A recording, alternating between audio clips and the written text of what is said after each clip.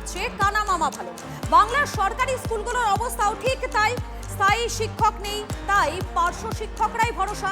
কিন্তু বাজেটে কানা মামা না, মানে পার্শ্ব শিক্ষকরা কি পেলেন? যে বাজেটে বেকার ভাতা ১,৫০০, সেখানে পার্শ্ব শিক্ষকদের ভাতা বৃদ্ধি মাত্র ১,০০০।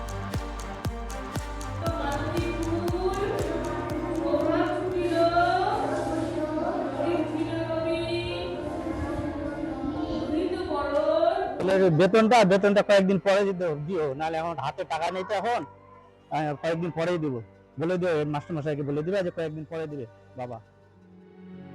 ওর নাম বিকাশ চন্দ্র দাস, উত্তর দিনাজপুরের ইসলামপুর ব্লকের চোপড়াঝাড় প্রাথমিক বিদ্যালয়ের পার্শ্ব শিক্ষক। অন্যের বাড়ির ছেলে মেয়েদের পড়াচ্ছেন, কিন্তু নিজের সন্তানের শিক্ষককে দেওয়ার টাকা পকেটে নেই। এখন একটু হাত টানাটানি, হাতে টাকা নেই। যে টাকা আমি এখানে ভাতা হিসাবে পাচ্ছি, আমি সেই টাকায় আমার সংসার চালাতে পারছি না, ঠিক মতো খেতেও পারছি না। কেউ বলে, মানে আমাদেরকে ইঙ্গিত করে বলে, এই ১,০০০ টাকা কি আপনারা বাড়িতে রাখতে পারবেন, নিয়ে যেতে পারবেন? মানে কি বলবো, বলার কোনো ভাষাই নাই। বাজেটে ১,০০০ টাকা করে ভাতা বৃদ্ধি হয়েছে, কিন্তু তাতে কি হয়? বিকাশ চন্দ্র দাসের প্রশ্ন সুরজিৎ সেন, অপর্ণা মণ্ডল, টুম্পা দাসদের মুখেও।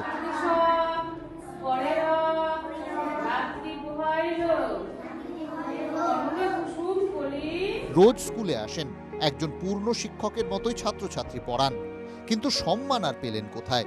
পকেটের হালটাও বেহালি থেকে গেল। আমরা এমন একটা জায়গায় দাঁড়িয়ে রয়েছি, যে জায়গাটায় আমরা না অন্য কোনো কাজ করতে পারছি না, কারো বাড়িতে মজুরি দিতে পারছি।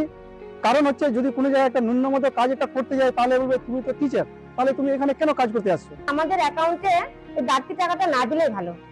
আমরা চাই না এই টাকা, আমরা রিটার্ন দিতে চাই, ওনাকেই আমরা রিটার্ন দিতে চাই, আমরা চাই না এই টাকা।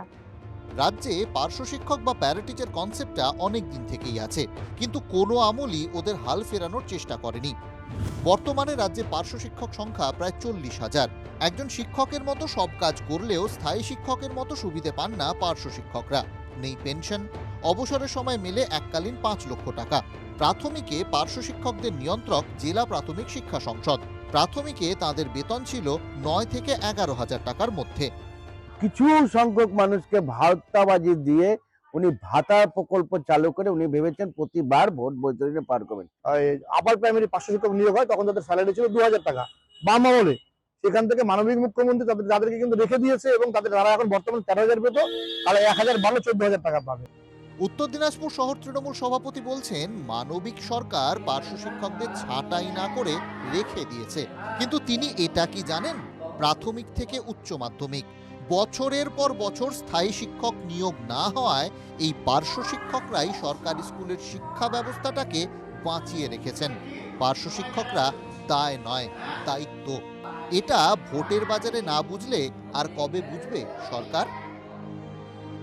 বিশ্বরূপ বিশ্বাস ও সুমন মহাপাত্রের রিপোর্ট, TV9 বাংলা।